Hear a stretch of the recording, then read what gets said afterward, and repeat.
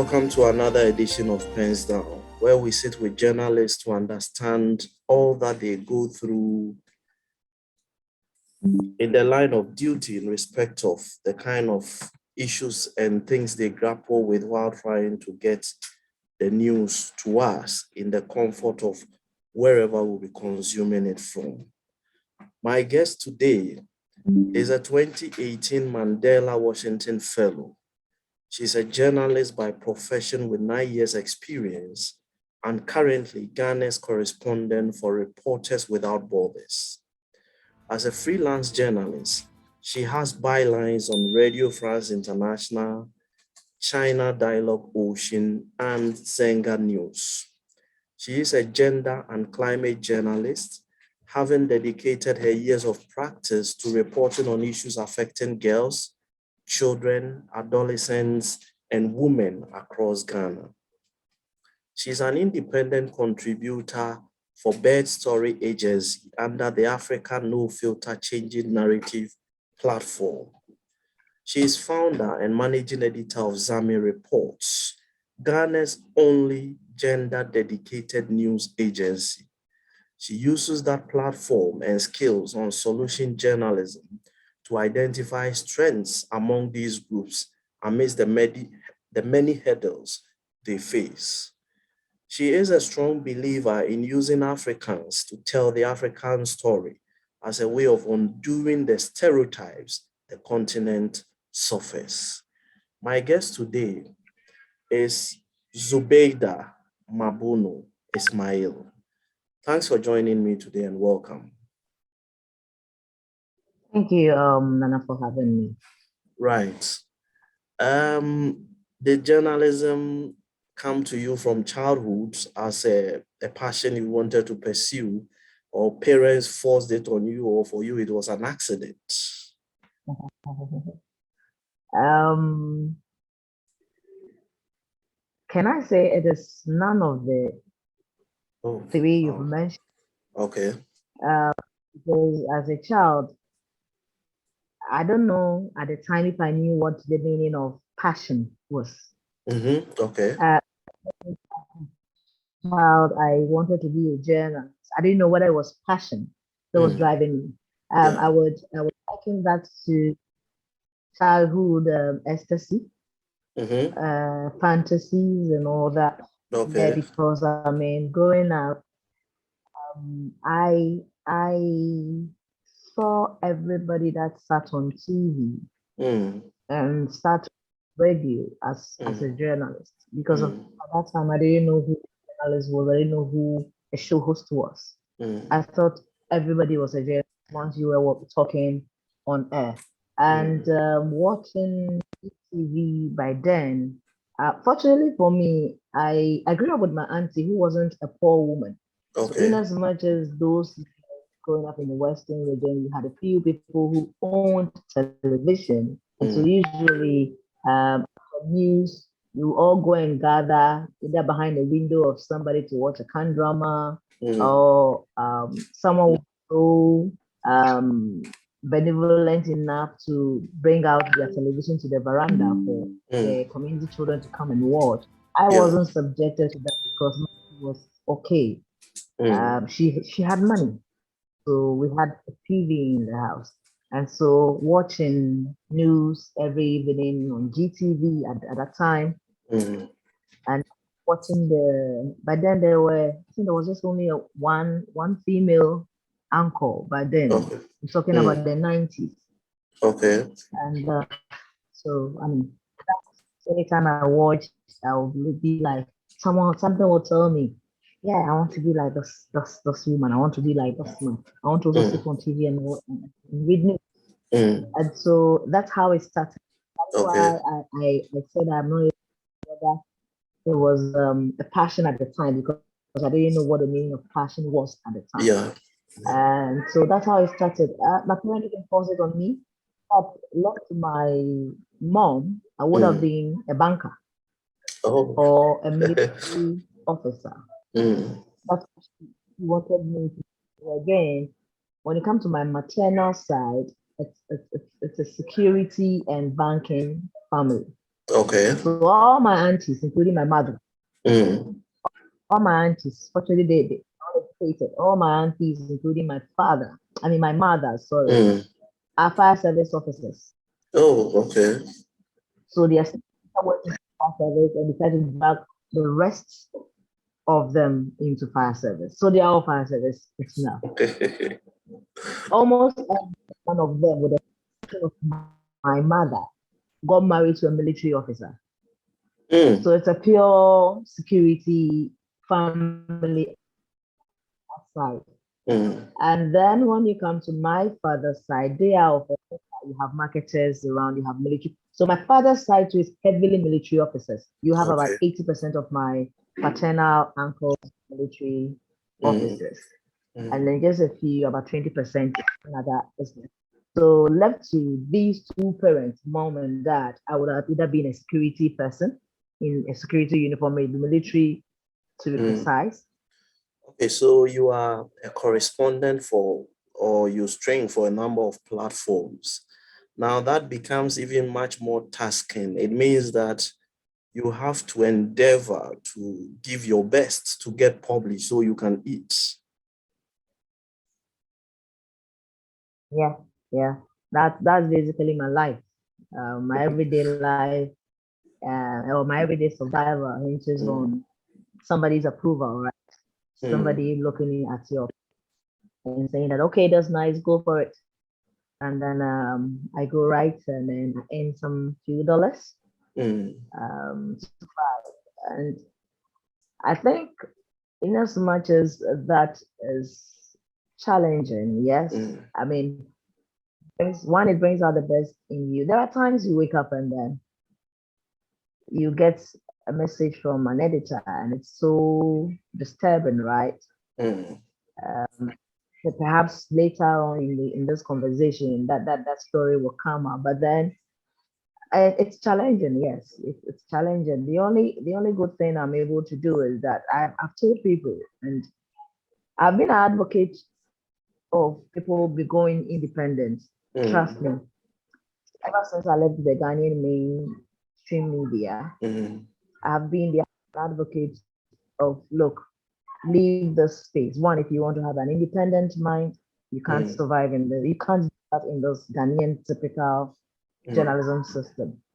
If you really want to live at least a comfortable life, not a luxurious life, at least a comfortable life of a human being, and a small decent accommodation, a small decent car, a small decent salary where you don't go cap in hands to your neighbors. You have to be independent.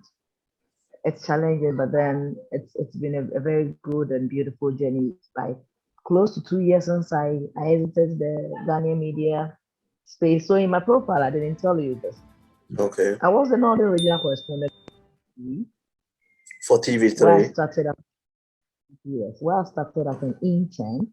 Okay. When I was my HND at the Tamale Technical University, we were the first batch of the mass communication students of that school. And while I was in school, I got the opportunity to intern with TV3, but then it was just TV3. They didn't have the radio, and others. So I was assisting the late Mr. Razak Zakaria. Rest in peace. He was my boss. So we worked together. Then when I was out of school, I was told to stay back, and then I was retained, waiting official employment letter, which never came.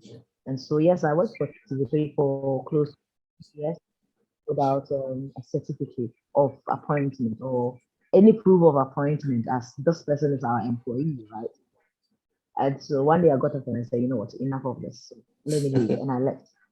And that was in 20 May that I left. And ever since I left, I must confess that as challenging as those jobs is as a freelancer, I've really never woken up, gone a whole month without writing stories or getting something done. To get some food on my table. No. Will that frustration from TV3 be one of the reasons you are now an advocate that people should look at being independent so that they have control over their time and they can maximize it for their own benefits? That is one reason. And I must also say that a few people that I was able to get out, of course, I don't hate TV3. Perhaps I will use a platform to. I've made some comments on Facebook and others that people perhaps misconstrued it for hatred for TV3. I've always said that I can't talk about my journey as a journalist and where I've gotten to without mentioning TV3. No, I can't really talk about my journey because it's the only place I've worked as a journalist. So I started off my journey as a volunteer reporter at Fila FM in Tamale. Then one day, my mom returned from work and told me that she's been called from Accra, from one of her colleagues' wife from Accra. And apparently that lady was working with GTV. Okay. Yeah. She called my mom to tell my mom that a team of reporters from TV3 were coming to them, and they were coming for the first time. And so they would need, now we call that fixing, right? They would need a fixer. Yeah, that's right. Them around. I paid fixing job. It was a free fixing job. So. If it were today, you would have made billions. I would have made money, right? And so they needed a fixer. So she mentioned that to the husband, and the husband mentioned me. And so it's the husband that gave my mom's contact to her to talk to my mom. And so, she has, in fact, before my mother even came to ask me or tell me that, she had already agreed that these people should come. Okay.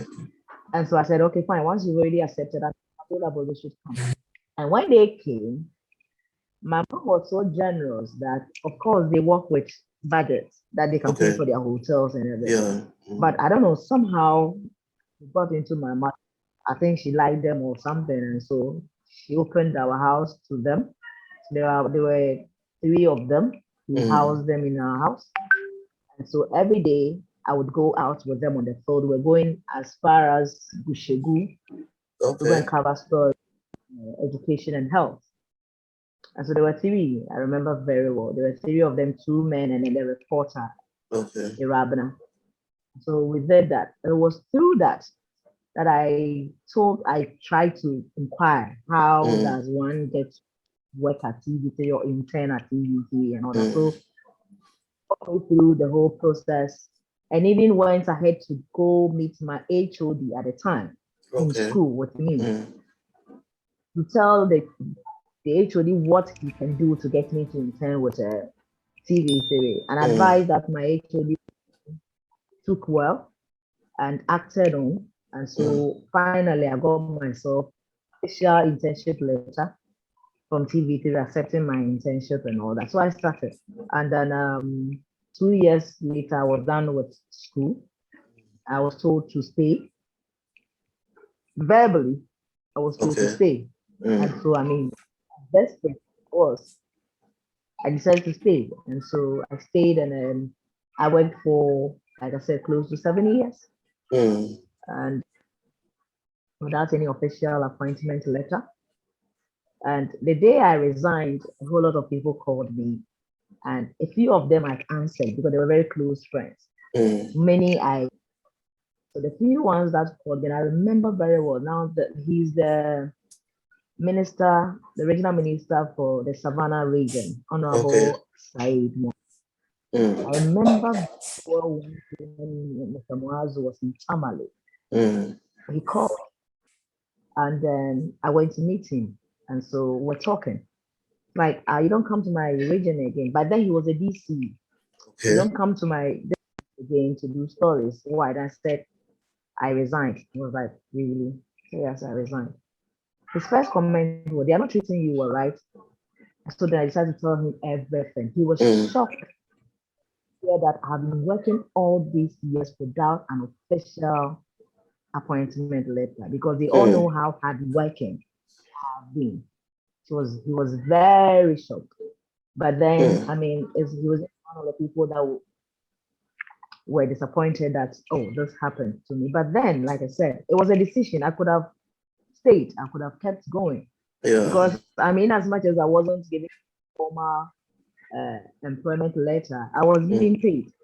And so I actually left TV3 when I had no appointment whatsoever from any organization. I had not applied for any job anywhere. And so I was not expecting from a CEO to tell me that your appointment, I mean, your application was successful or something. There was nothing. Like I had nothing. That's right. And so I left. I broke the news to my mother about 2 days later when I visited her in her home. All she could tell me was, you know what? I work, I earn salary. How much food will you eat? There is a house here. I have bought a house here. Even if you don't build some, I have bought a house. So what? Relax. I'd find your footings. So she basically took care of my bills for a few months. Then I started getting the freelancing gig. My first was Radio France. They contacted me themselves on Twitter. I don't know how they found me, but they contacted me on Twitter, and I took up that job. And ever since, it's been amazing. Yeah.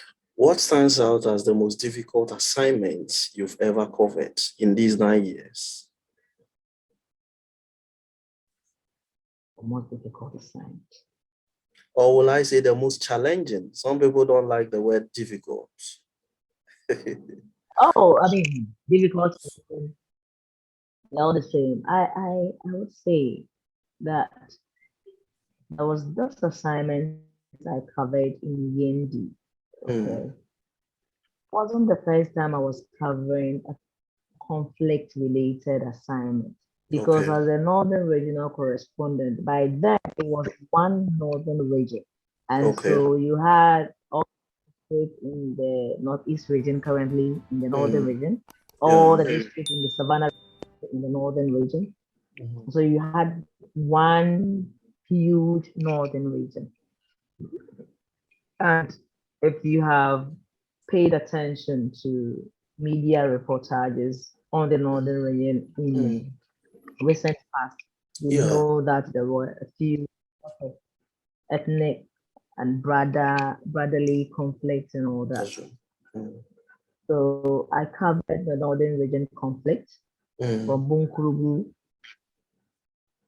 to Saigu, the Kunkumbes and the Mobes, the Bimo brothers in Bunkurugu. These were a family fighting, and it's all about identity. I covered the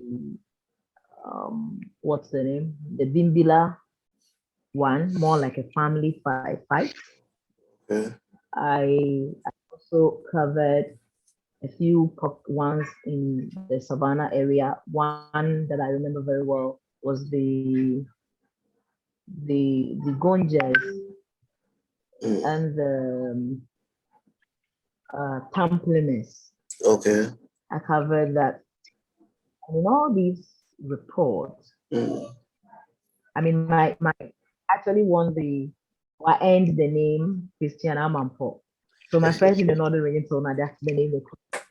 Once you hear a bullet anywhere, like anywhere that I hear a bullet, the next minute I am on the bus and I'm heading there. There were times I would just leave the house knowing that I'm just going to town. Perhaps have an interview or I wasn't working that day, and so just go while I wait time. And then the next minute I hear breaking news anywhere on Joy or wherever that a conflict has broken out in Bunkuru. First port of call is to go straight to the police headquarters, go straight to the commander, get briefings, because I have to go on air. Once I finish going on air, next question is, Commander, are you sending your boys there? Like, yes, we are getting ready to go. To go means that Zubaida, you can't go home and pack. The way I left the house is the same. I jump onto the police car and move straight with them to these conflict areas. And so there were moments that I would go to the field with the police officers and we would take dead bodies together. Dead bodies of victims that have been killed and left in the bushes, dead bodies of victims that have been trapped in burnt homes and all that. I was doing just so when you go to most of the police officers in the northern region, some have been transferred, and so they know me too well. But back to that, what is the most difficult one? Yeah. I was saying that one after the whole Yana conflict thing, and then about and scanning the current Yana. Yeah. As usual, I was sent there. This time around, I didn't go alone. It was a whole entourage. He was a minister. He was visiting with other. One of the ministers had been visited from Accra, so the regional minister was taking part of the head of the entertainment. And when we got there, I don't know what the issue was, but somehow some people were still not happy about the effort being made. Okay. So I was nearly attacked. Okay. It took one of my colleagues, who is a Dagomba, who saved me. I mean, he stood between the attackers and I. So that was the first challenge. And then Was that I was close? whisked away. Then it was very close. It was very close because like they wouldn't listen to anything. These were men. There were over 10 of them. I don't know whether someone had pointed me. I think it was a targeted something because really I hadn't done anything because I hadn't even gone on air that day yet. And so it couldn't be that I said something on air that didn't go down well with them. But apparently the whole media attack. They were attacking media people who work with national stations. Because there has been this communication to them that we are those tarnishing the image of Dagbon. Oh.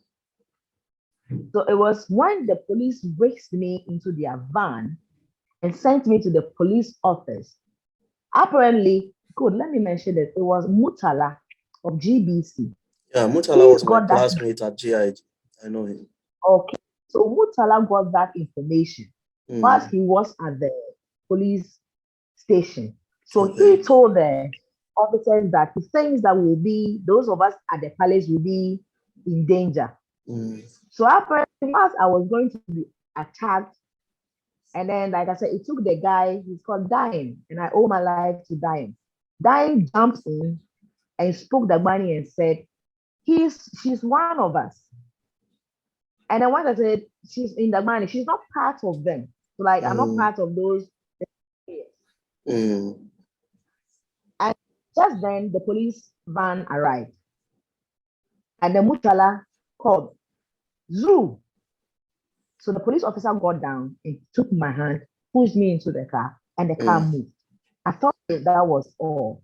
We got to the police headquarters. That's when I was catching my breath. Some people that had finished with the whole process and they were exiting, going back with family, were actually met by a group of youth who were holding pistols, machetes, and guns, actually, shooting. Apparently, I said they were shooting in the, but they were actually shooting at the people. And one of the guys was running towards us with blood, like they had shot his head, and with blood on. If you Google right now, you'll find that video. I don't know how I still got. I was crying just when I saw him. I don't know. My legs failed me, and I went straight on the floor. Wow. And apparently, I was crying. My colleagues were also taking a video of me crying. I didn't know. And so for the first time, they were taking it just to make fun of it. Oh, so you have a little fear in you after all. Fun of me, but that was what happened. Seeing blood, at least in all the covered, I haven't seen fresh blood. It's been people who have been killed, and then we go pick them. But this one, it was fresh blood oozing from the head of the man and gunshots all over. Even with that, like I said, if you go on Google right now and you type Yendi turned war zone with a question mark, Yendi turned war zone. Even in that state of fear, I managed to capture that video, including the gunshots, the sound, and everything, sent to my editor.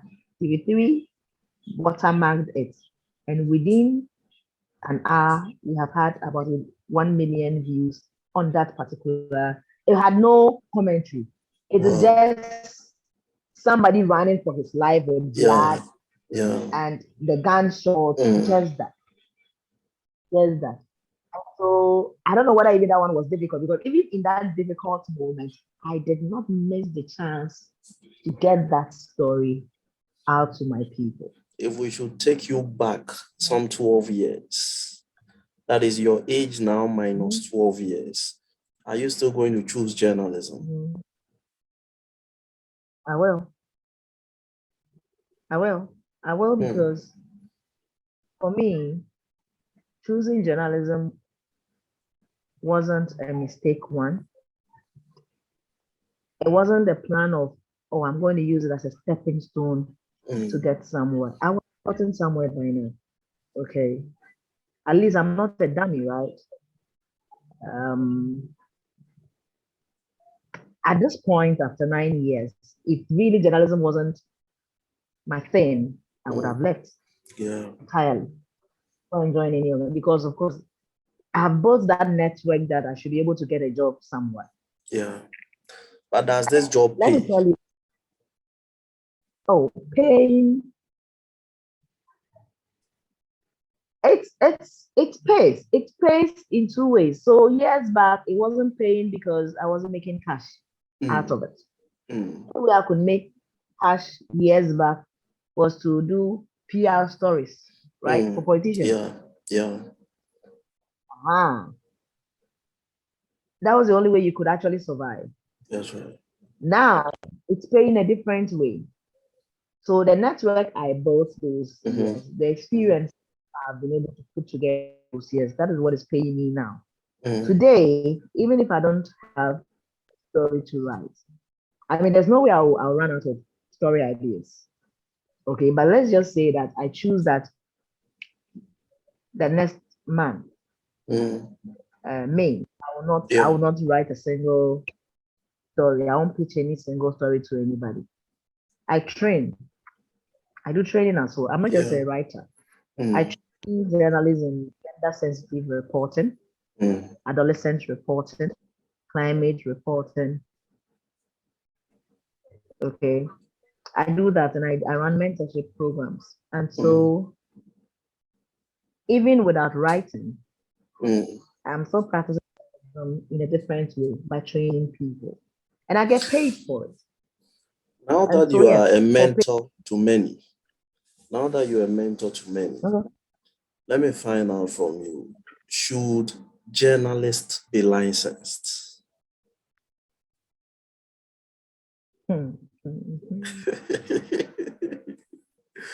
Yes, I think journalists should be licensed. For me, I've always advocated for that, because if you go to other countries, journalists are licensed. In Ghana, they will argue that if we license journalists, it means we are going to oppress freedom of expression, right, in the media. But right now, the typical Ghanaian system, what's going on? People are doing self-censorship, right? Yeah. People get to talk right now under this regime. Yeah, that's true. Talk. And so, is that not censorship? And so, how that is through the back door. That is it. And so, people just use that excuse. Those that do not want to be responsible and professional will use that excuse of censorship to say that journalists shouldn't be licensed. But every profession, even now, at least years back, teachers were not licensed. Today, we have a licensing regime for teachers. Medical doctors, licensing regime, right? Allied health professionals, have licenses. Lawyers. Teachers now, nurses do, lawyers do. Which people don't? Engineers do. So you see, and so why are you saying, and why haven't they said that it's going to stop their work? But you see, the sensitive nature of the work of journalism. One of our senior colleagues I hosted here says, information is the property of the public.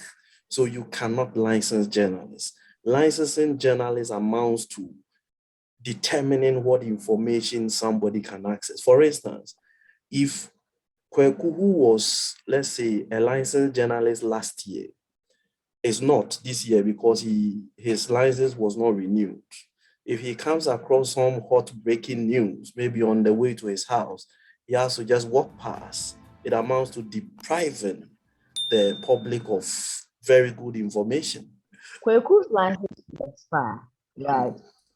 But if Kweku wants to be responsible, Kweku will sit down and wait for his license to expire entirely before he goes. That is one. If there's a system to license Kweku, what it means is that it is Kweku's responsibility to ensure that the system works. So that just when his license is expiring, there is a process to get him a new one just when the old one is expiring. Are we not those that are holding people accountable? That's a fact. Why can't we hold a system that is supposed to serve us accountable? You understand? Why do I support licensing journalists? I support it because, look, like I said, I have given you the story of the Northern conflict. Yes, that's right. If not for anything, you definitely would have also woken up one day and read stories of some deaths and burning of homes. And then you go to Star, it is a different number. You go to Joy, it is a different number. You go to TV3, it is a different number. What happened? The professionalism is our challenge. Let me drop my wrap-up question. You know, Solé is one of the things most journalists cannot do without. It remains controversial. Even depending on where you stand on this, you always have your opinion or your take on it. What is your own take on Solé? Take on Solé. Look, I've said before on a different show. I said that I survived on Solé years back entirely, completely. Wow. Survived on, because when I started, I was expected to go out and work, do stories, right? And so what I was doing mostly was that the Solé I would get from the sit-down assignment was what I would use to service my rural report. When I was working with TVP, I was a stringer. They call us stringers. Yes. What the international people will also say and all that. But you know how much stringers and freelancers take internationally? Oh, yeah. Yeah. But in Ghana, look how 250 Ghana cedis for a story at a time.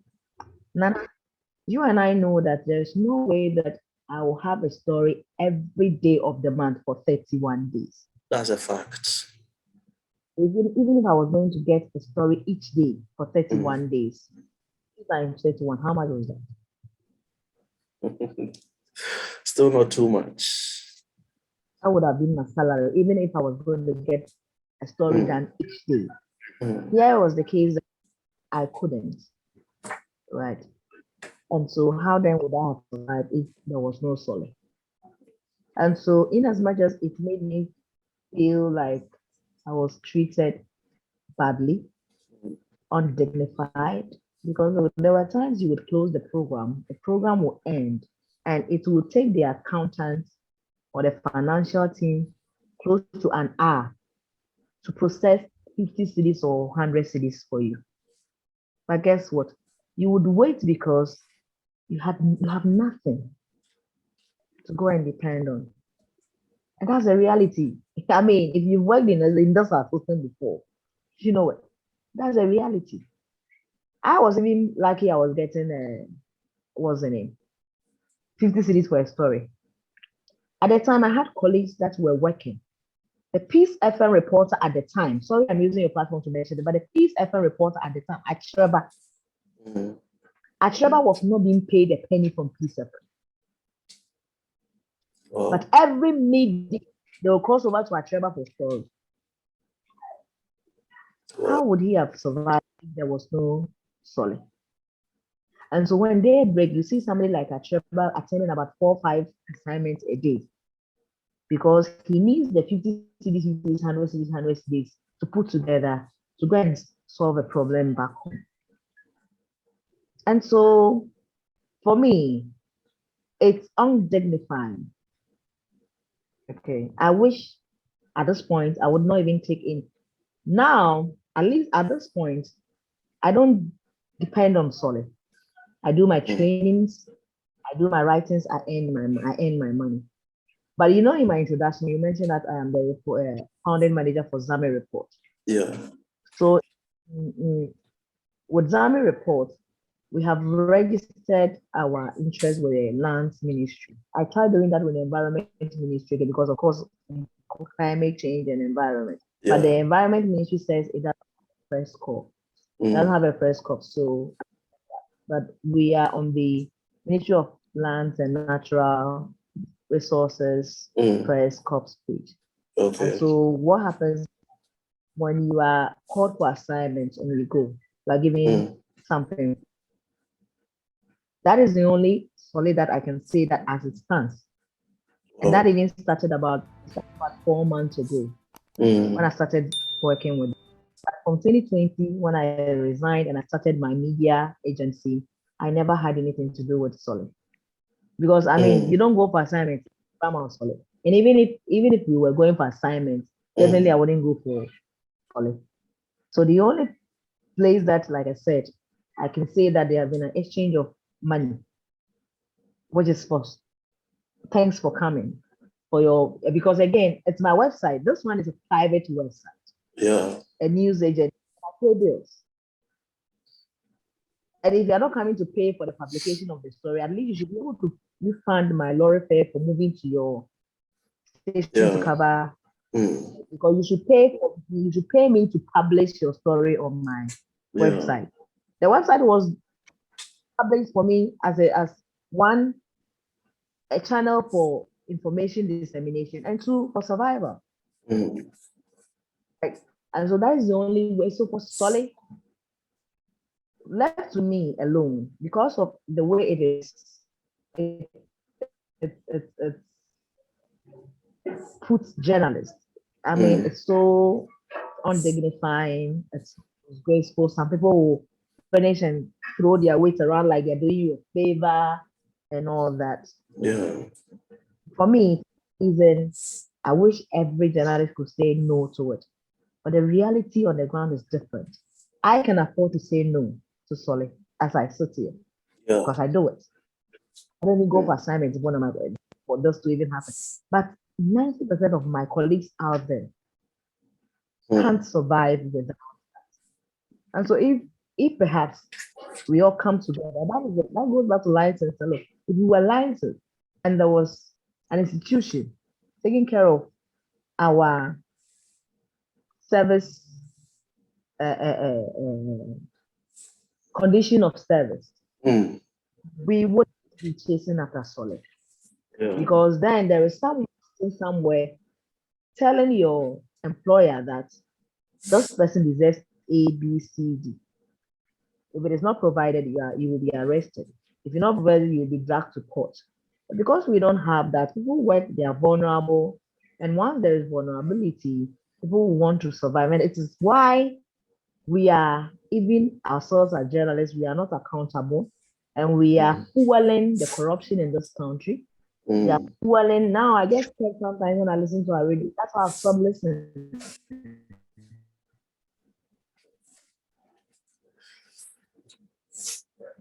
Because sometimes I listen to it and I picture wonder. I'm not a doomsayer, but because it can happen here if we don't monitor and be a bit decorum in how we talk and how we allow people to use our platforms to just channel information to the public in the name of first freedom. Let me thank you for this conversation. It's been exciting. Too many things journalists go through. I think without pens down, the world will never be.